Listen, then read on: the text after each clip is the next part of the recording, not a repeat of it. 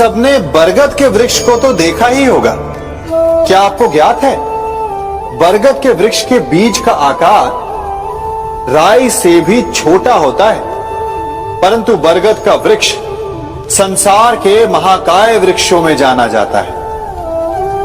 जब उसका जन्म होता है तब उसमें वो जटाएं, वो शाखाएं नहीं होती, परंतु जैसे जैसे उसका विस्तार होता है, जैसे जैसे वो अधिक शाखाओं का भार उठाता है, अधिक पत्तियों का सृजन करता है, वैसे वैसे उसकी शाखाएं जटाएं बनकर जड़ तक पहुंचती है और इस वृक्ष को सहारा देती है।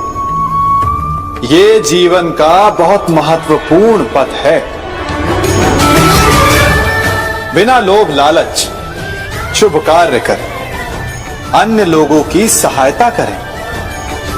धीरे धीरे आपने जिनकी सहायता की वो आपके सहायक बनते जाएं, आपकी जड़ों को और बलशाली बनाएंगे, आयु मान और आकार बढ़ाएंगे।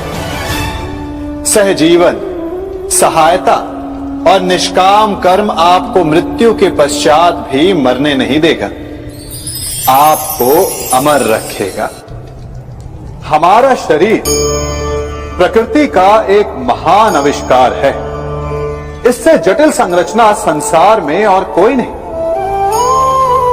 हमारा शरीर जितना जटिल है, यदि इसे ठीक से जाना जाए तो इससे अधिक सरल ज्ञान देने वाला और कोई नहीं।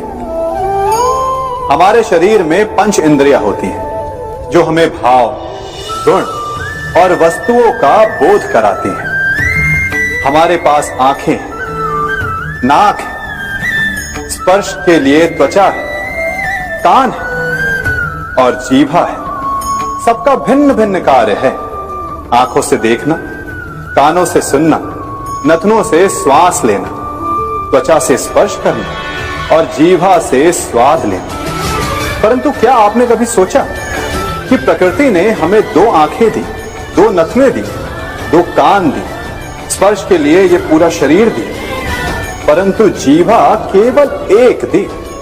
ऐसा क्यों? क्योंकि प्रकृति चाहती है कि हम देखें अधिक, सुने अधिक और ज्ञान अधिक अर्जित करें, बोले कम। क्योंकि अधिक वाचाल नाश को निमंत्रण देता है। स्मरण रखिएगा।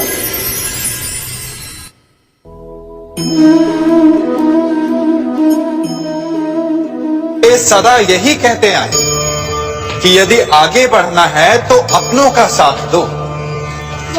सत्य कहते हैं, अपनों का साथ देना ही चाहिए, परंतु साथ देने से पूर्व ये अवश्य पहचान लेना चाहिए कि अपने हैं कौन।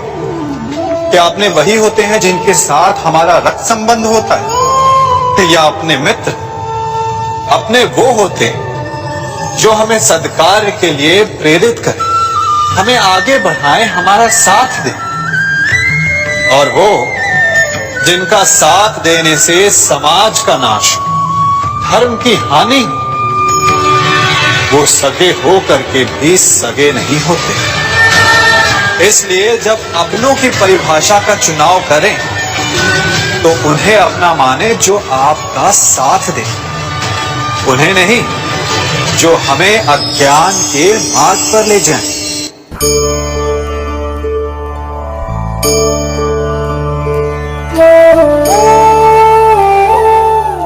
आप जिनसे प्रेम करते हैं सदा उनके समीप रहना चाहते हैं, नहीं चाहते कि कभी अपनों से दूर होना पड़े, बिछड़ना पड़े। परंतु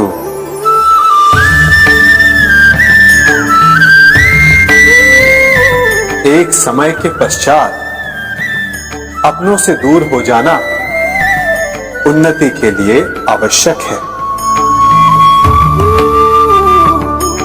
आप माता पिता हैं।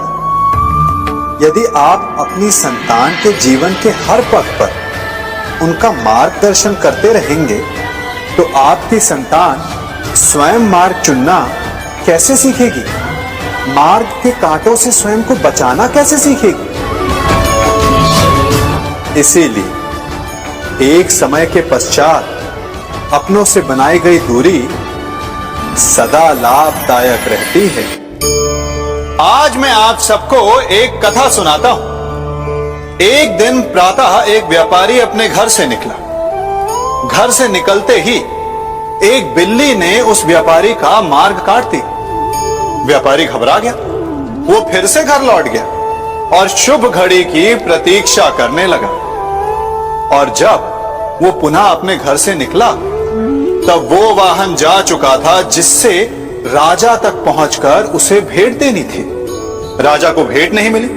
राजा क्रोधित हो गए। राजा ने उस व्यापारी का व्यापार बंद करवा दिया। इस कारण व्यापारी क्रोधित होकर घर पर अपनी पत्नी से लड़ बैठा। पत्नी अपने बच्चों समेत मैके वापस चली गई और उस व्यापारी के जीवन में यदि कुछ रह गया था तो केवल अंधकार। और इन सब का कारण वो उस बिल्ली को मानता रहा जिसने उसका मार्ग काटा था। ऐसा ही एक दूसरा व्यापारी राजा को भेंट देने निकला और उस व्यापारी का मार्ग भी एक बिल्ली ने काट दिया। वो व्यापारी तनिक घबराया, परंतु उसने आगे बढ़ना अधिक उचित समझा। राजा तक वो समय पर पहुंचा।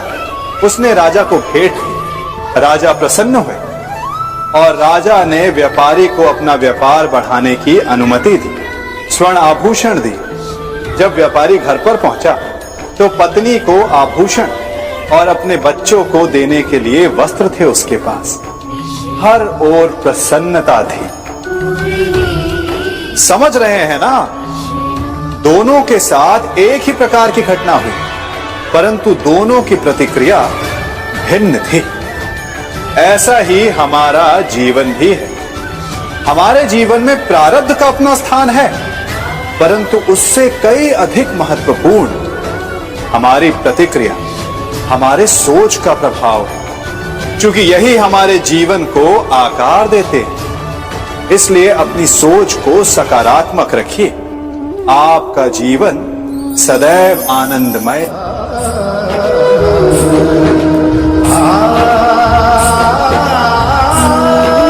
हम सभी अपने जीवन में कोई ना कोई कार्य करते हैं। कार्य करते हैं तो थकान की अनुभूति होती है और यदि थकान ना उतरे तो कार्य करने का मन नहीं करता। हम आशा करते हैं कि कदाचित एक दिन में 24 के स्थान पर 26 घंटे होते तो आराम करने के लिए हमें और अधिक समय मिल जाता। हमें ऐसा अनुभव होता है कि हम बहुत अधिक कार्य कर रहे हैं, है ना? परंतु क्या आपने कभी सोचा कि जो लोग संसार में सफल हैं उनके पास भी सफल होने के लिए दिन में केवल 24 घंटे थे, तो फिर वो सफल क्यों है? इसका एक छोटा सा रहस्य है। वो कार्य चुनते हैं जो उन्हें प्रिय है, जिसे करने में उन्हें आनंद आता है। उन्हें लगता ही नहीं कि वो कार्य कर रहे हैं, उन्हें लगता है कि वो प्रतिपल आनंद मना रहे हैं। और जब आप आनंद मनाते हैं तो थकान कैसी? इसलिए यदि आप जीवन में कोई भी कार्य करें तो वो आपके मन को भाना चाहिए, या जो कार्य आप कर रहे हैं उसे अपने मन को भा देने दो।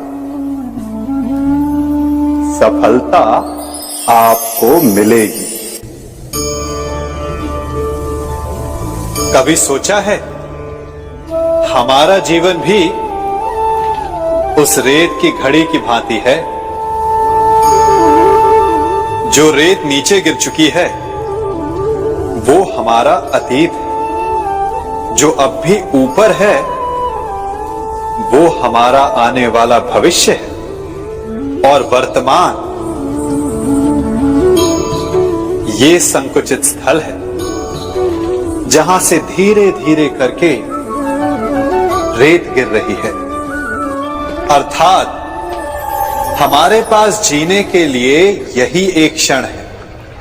उसका उपयोग कैसे करना है ये हम पर निर्भर करता है। जो बीत गया उसका दुख मनाना है, या जो भविष्य में होने वाला है उसकी प्रतीक्षा में क्रोध करना है। सब कुछ करने के लिए यही एक क्षण है। प्रसन्न रहना है तो उसके लिए भी यही एक पल है। प्रतीक्षा करते रहोगे तो ये पल भी भूतकाल में बदल जाएगा।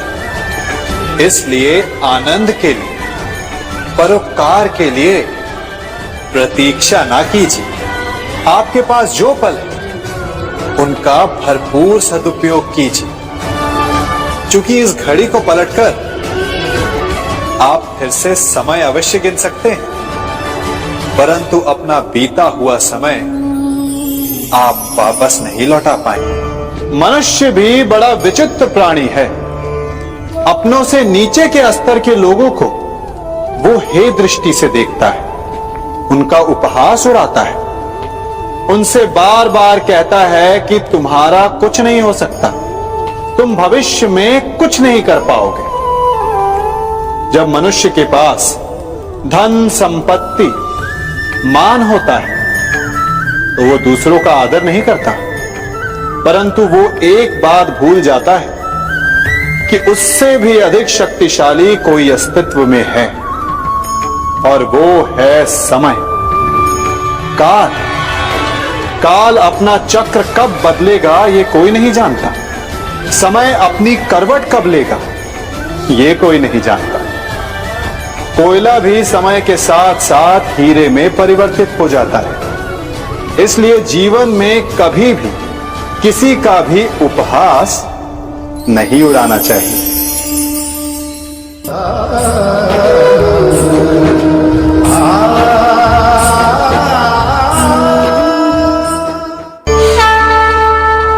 गर्व,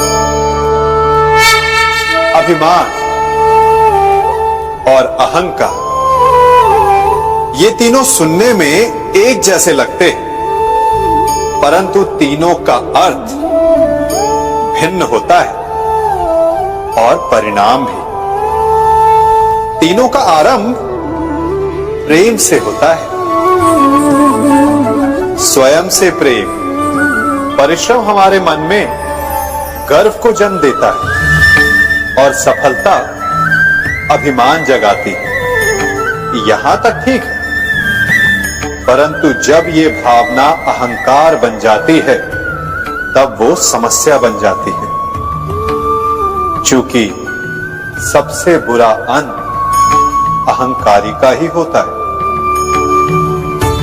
परंतु मनुष्य के लिए पहेली यही है कि पहचाना कैसे जाए कि अहंकार जग गया है और उसका दमन आवश्यक है।